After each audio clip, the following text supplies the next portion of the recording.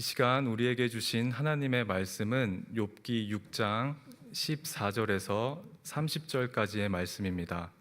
욥기 6장 14절에서 30절까지의 말씀입니다. 한 절씩 교독하시고 마지막 30절은 함께 읽겠습니다. 낙심한 자가 비록 전능자를 경외하기를 저버릴지라도 그의 친구로부터 동정을 받느니라.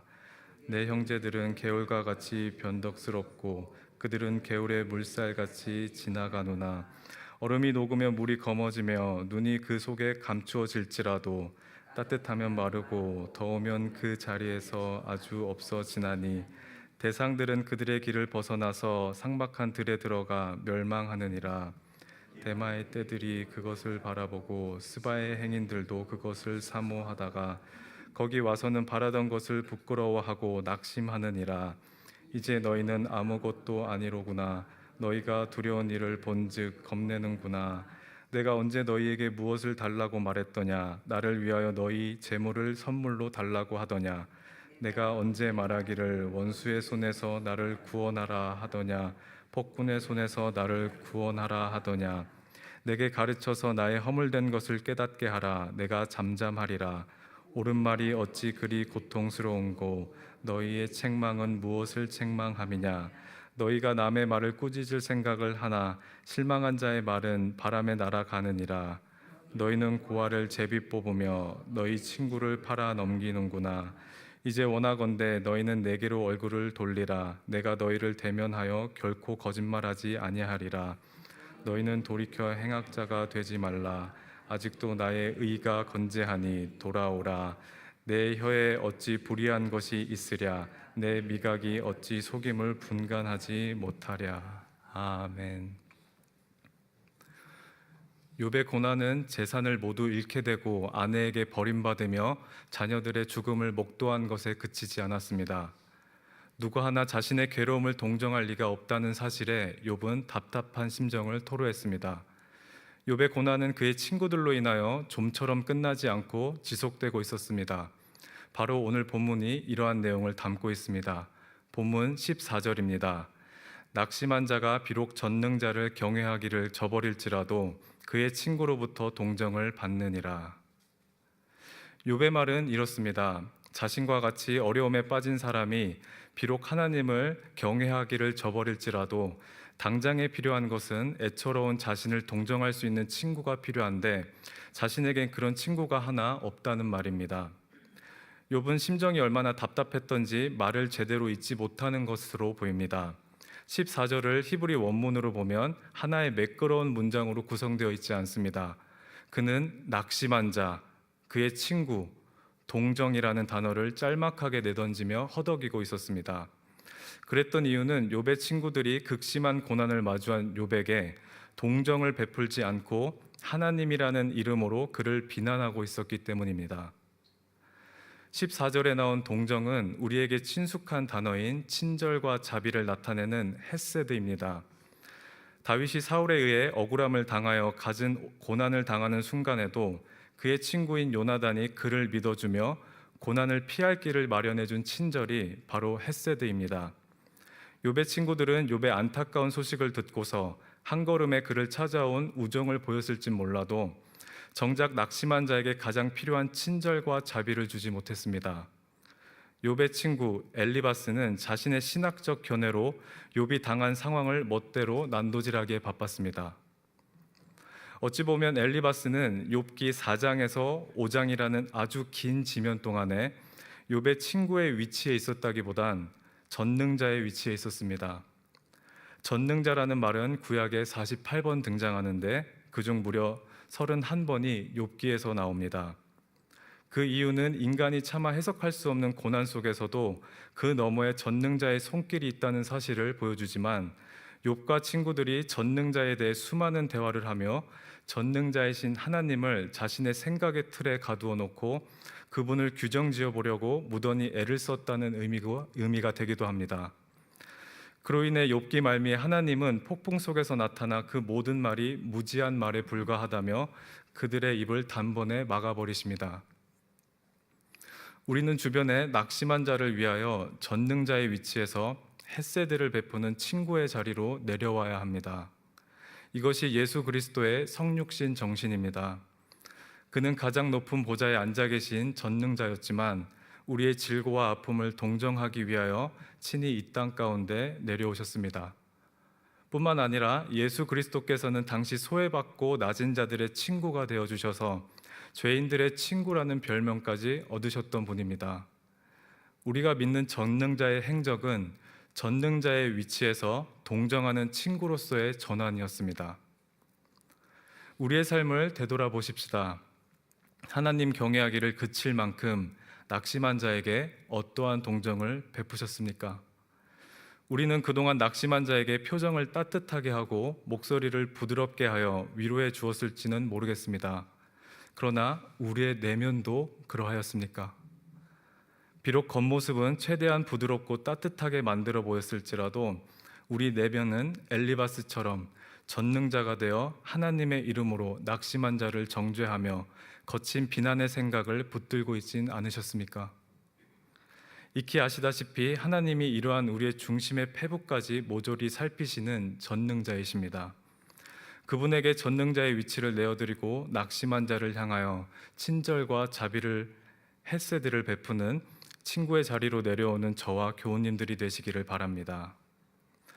본문 15절에서부터 20절은 욥에게 동정으로 다가가 친절하게 위로하고 그에게 격려를 주기보다 하나님에 관한 견해를 심장이 아릴 만큼 내세운 친구들의 모습을 은유로 지적하고 있습니다. 15절부터 20절입니다. 내 형제들은 개울과 같이 변덕스럽고 그들은 개울의 물살같이 지나가누나 얼음이 녹으면 물이 검어지며 눈이 그 속에 감추어질지라도 따뜻하면 마르고 더우면 그 자리에서 아주 없어지나니 대상들은 그들의 길을 벗어나서 삭막한 들에 들어가 멸망하느니라. 대마의 떼들이 그것을 바라보고 스바의 행인들도 그것을 사모하다가 거기 와서는 바라던 것을 부끄러워하고 낙심하느니라. 욥은 자신의 친구들을 친구 이상의 존재인 형제로 여겼습니다. 하지만 그들은 변덕스러운 개울이었습니다. 세상 그 누구보다도 가깝다 생각한 존재가 실상 그렇지 않은 모습을 목격할 때만큼 마음이 상하는 일도 없을 것입니다. 욥의 친구들은 욥에게 잔잔한 호수가 되어주기보다 건기에는 마른 강바닥을 보이다가 우기가 되면 격렬한 급류로 흐르는 개울 같은 모습을 보였습니다. 당시 개울의 모습은 물이 불어나 있을 때 튼튼한 강줄기를 형성하여 외적으로 끊임없이 마르지 않고 흐르는 것처럼 보여 물이 필요한 농경지까지 충분히 닿아 물을 공급할 수 있을 것처럼 보였습니다. 그러나 개울은 그 일을 성실히 하지 못하게 일쑤였고 물을 농경지에 공급하기도 전에 말라버리는 모습을 보였습니다. 그래서 욥은 물을 얻지 못해 농사가 망한 농부의 심정으로 친구들을 개울로 비유합니다. 뿐만 아니라 욥의 친구들은 녹아 없어진 얼음이었습니다. 당시 욥의 지역은 지중해성 기후를 가지고 있었기에 우기와 건기가 뚜렷하게 구분되는 사막 기후였습니다. 따라서 겨울의 저지대에는 눈이 내리지만 레바논 산목의 고지대는 눈이 덮이고는 했습니다. 기후가 따뜻해져 눈이 녹으면 일정 기간 개울을 만들고 눈이 녹으며 주변의 흙이나 암석과 함께 흘러내려 주변을 검게 만들었습니다. 그리고 따뜻해진 날씨 탓에 겨울은 얼마 못 가 그 자리에서 아주 없어졌습니다. 따라서 얼음이 녹아 일시적으로 만들어진 검은 개울은 정작 필요한 여름철에 완전히 자취를 감추어 버려 농부에겐 아무런 도움이 되지 않았습니다. 재밌게도 이러한 물은 농부에게 뿐만이 아닌 여행객들에게도 허탈함을 안겨다 주었습니다. 본문 18절에서 19절에는 카라반이라는 여행객이 나옵니다. 그들은 무역을 주된 업으로 살아가는 자들이었고 오랜 기간 여행을 위해 가죽 물통에 상시 물이 필요했습니다. 하지만 여행을 하다 보면 물이 바닥나는 경우가 종종 있었습니다. 그들은 가까운 개울을 찾았고 개울에 흔적이 보이면 개울이 흘러내려온 상류를 추적해 올라가 개울 웅덩이에서 물통을 가득 채우고자 했습니다. 하지만 정작 수그럽게 올라간 그곳에서 말라버린 개울을 발견한 카라반들은 물을 얻지 못해 죽음의 위협을 맞이했습니다. 이것이 욥이 그의 친구들에게 한 비유입니다. 현재 자신은 물이 절실히 필요한 여행객이자 농부인데 친구들은 자신에게 물을 공급하지 못하는 변덕스러운 개울물에 지나지 않다고 말입니다. 변덕스러운 개울이라는 욥의 비유는 그의 친구들에게 적절했습니다. 그들은 욥이 고난에 처한 소식을 듣고 달려와 7일 7야 동안 함께 금식하며 애통했지만 얼마 지나지 않아 자신들의 신학적 견해와 신앙적 잣대를 내세우며 욥에게 무섭게 맹비난을 쏟았기 때문입니다. 욥은 영적인 고통을 넘어 정신적인 고통에 휩싸이게 되었습니다. 우리는 하나님 아버지의 자녀로서 어디로 어떻게 튈지 모르는 럭비공이 되어서는 안 됩니다. 하나님 아버지의 모습은 신실함에 있습니다. 그분은 언제나 항상 그 자리에 계신 분이십니다. 변덕스러운 개울이 아니시며 우리에게 잔잔하고 넓은 호수가 되어주십니다. 하나님 아버지께서 우리의 신음에 귀를 가까이 기울이심과 같이 낙심한 자의 입술에 우리의 귀를 가까이 기울여야 합니다. 우리의 거친 입술을 잠잠히 하고 그저 귀만 기울이는 모습으로 말입니다. 또한 우리가 사망의 음침한 골짜기로 다닐지라도 하나님 아버지가 그곳에서 우리와 함께 하심 같이 절망의 골짜기를 지나고 있는 자에게 묵묵히 그 곁을 지켜주므로 하나님 아버지를 닮은 자녀됨을 보일 수 있습니다. 우리를 향한 하나님 아버지의 친절과 자비를 어떻게 다 설명할 수 있겠습니까? 우리는 낙심 가운데 그 헤세드를 받아본 자녀들로서 낙심한 자들에게 헤세드, 동정을 흘려보내야 합니다. 사실 일반적인 경우에 어떤 사람이 차마 아무런 말도 내뱉을 수 없는 낙심에 휩싸이게 되면 상대방으로부터 하나님에 관한 견해를 듣기 원하는 경우는 극히 드뭅니다. 욥도 마찬가지였습니다. 욥은 3장에서 자신이 태어난 사실에 가슴을 치며 통탄해합니다. 그는 하나님 앞에서 죽음을 사무치도록 그리워하며 절규합니다. 그러는 순간에도 욥은 자신에게 이미 찾아왔던 친구들에게 자신의 고통을 해석해달라는 그러한 간구의 내용이 없습니다. 그런데 엘리바스가 하나님 앞에서 한 욥의 절규에 끼어들어 그의 고난을 해석했던 것입니다. 욥은 친구들의 해석을 바라지 않았습니다. 본문 21절에서 23절이 그 사실을 더욱 확증해 줍니다. 이제 너희는 아무것도 아니로구나. 너희 두려운 일을 본즉 겁내는구나. 내가 언제 너희에게 무엇을 달라고 말했더냐. 나를 위하여 너희 재물을 선물로 달라고 하더냐. 내가 언제 말하기를 원수의 손에서 나를 구원하라 하더냐. 폭군의 손에서 나를 구원하라 하더냐. 욥은 친구들에게 아무것도 바라지 않았습니다. 한순간에 무너져버린 재정을 일으켜달라는 의미로 재물을 구하지도 않았습니다. 어떻게 보면 자신의 인생을 극심한 고난으로 이끈 원수였던 사탄으로부터 자신을 구해달라는 도움을 요청하지도 않았습니다. 그가 바란 것은 그저 친절과 자비로 점철된 동정뿐이었습니다. 낙심한 자의 요청이 참으로 간단 명료하지 않습니까? 우리가 적극적으로 행동을 취할 필요가 없습니다. 그러므로 대개의 경우 우리가 낙심한 자에게 열어야 할 것은 입이 아닌 귀입니다. 귀를 기울이는 동정입니다. 그러한 동정은 낙심한 자에게 재물보다 더 값진 선물이며 원수를 이길 수 있는 그 어떤 군사적인 힘보다 더욱 막강한 힘이 됩니다. 우리는 낙심한 자에게 이러한 선물을 전해줄 수 있는 하나님 아버지의 자녀가 되어야 합니다. 창문을 열어 하나님을 바라보면 그의 귀가 어디에 머물러 있는지를 바라보는 것입니다. 그래서 그런 하나님 아버지를 닮아 우리의 귀를 어떻게 그리고 어디로 기울여야 할지 본받는 모습이 자녀의 삶이라 말할 수 있습니다.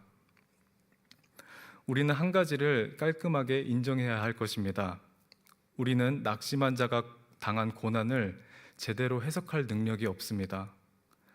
우리의 눈에 그 고난이 그의 잘못으로부터 비롯된 것으로 보일지라도 그건 역시 우리가 모를 일입니다. 그와 하나님만이 아는 부분입니다. 본문 24절에서 30절입니다. 내게 가르쳐 나의 허물된 것을 깨닫게 하라. 내가 잠잠하리라. 옳은 말이 어찌 그리 고통스러운고 너희의 책망은 무엇을 책망함이냐 너희가 남의 말을 꾸짖을 생각을 하나 실망한 자의 말은 바람에 날아가느니라 너희는 고아를 제비 뽑으며 너희 친구를 팔아 넘기는구나 이제 원하건대 너희는 내게로 얼굴을 돌리라 내가 너희를 대면하여 결코 거짓말하지 아니하리라 너희는 돌이켜 행악자가 되지 말라 아직도 나의 의가 건재하니 돌아오라 내 혀에 어찌 불의한 것이 있으랴 내 미각이 어찌 속임을 분간하지 못하랴 욥은 왜 그리도 자신의 의를 주장한 것입니까? 심지어 자신의 의가 건재하다라고 표현하며 친구들에게 자신의 고난을 해석하는 너희가 잘못되었으니 그런 잘못을 범하지 말고 자신의 주장으로 돌아오라는 당당함마저 보여줍니다. 이것은 욥이 절대적으로 의롭다고 주장하는 발언은 아닙니다. 그의 친구들이 자신의 고난에 대해 여러 해석을 내놓지만 그들의 말은 하나님과 자신의 관계를 몰라도 한참 모르는 말에 불과하다는 말이며 그들이 주장하는 특정한 죄들을 욥은 하나님 앞에서 짓지 않았다는 단호함이었을 뿐입니다. 욥은 자신이 억울하다는 주장을 통해 친구들에게 전달하고자 하는 메시지가 있었습니다. 그것은 일반적인 선입견으로 자신의 신앙을 재단하지 말라는 것입니다. 욥의 친구들이 자신의 생각에서 한 발자국 물러나 욥의 입술에 귀를 기울였다면 욥은 거센 주장을 펼치지 않아도 되었을 것입니다.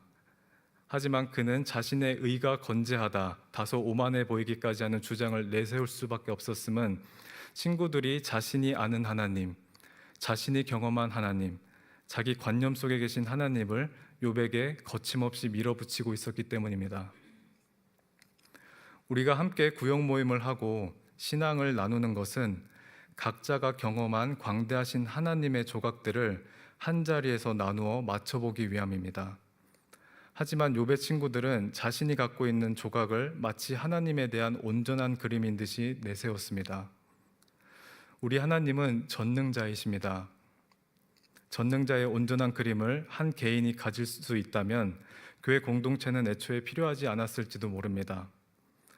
우리가 인정해야 할 것은 우리가 가지고 있는 하나님의 조각이 완성된 그림이 아니라는 사실입니다. 우리에겐 구역 공동체가 필요합니다. 그곳에서 내 옆 지체와 하나님만이 나누고 알 수밖에 없는 신앙의 신비를 엿보아야 합니다.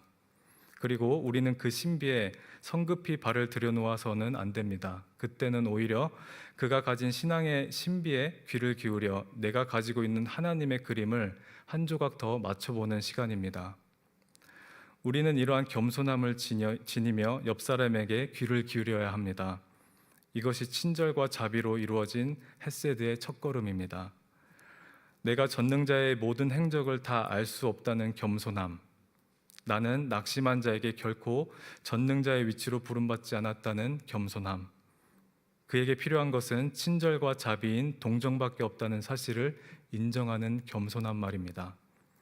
그러한 동정으로 마음이 상한 자에게 치유를, 약한 자에게 강함을, 낙심한 자에게 소망을 전달하는 저와 교우님들이 되시기를 바랍니다. 기도하시겠습니다.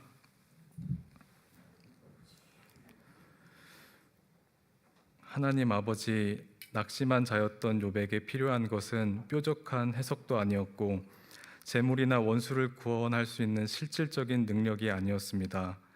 그에겐 친구들의 따뜻하고 친절한 동정이 필요했습니다. 우리는 삶 속에서 어떤 모습으로 살아왔는지 되돌아보게 됩니다. 우리의 잣대로 그들의 아픔을 가중한 것은 아니었는지, 얼굴은 부드럽게 하고 따뜻하게 지었을지 몰라도 속으로는 그들을 나만의 신앙관념으로 판단하고 있었다면 우리를 긍휼히 여겨주시고 창문을 열고 하나님을 바라보게 하셔서 하나님께서 귀를 기울인 곳에 귀를 기울이는 아버지의 자녀가 되게 하여 주십시오. 예수님의 이름으로 기도드립니다. 아멘.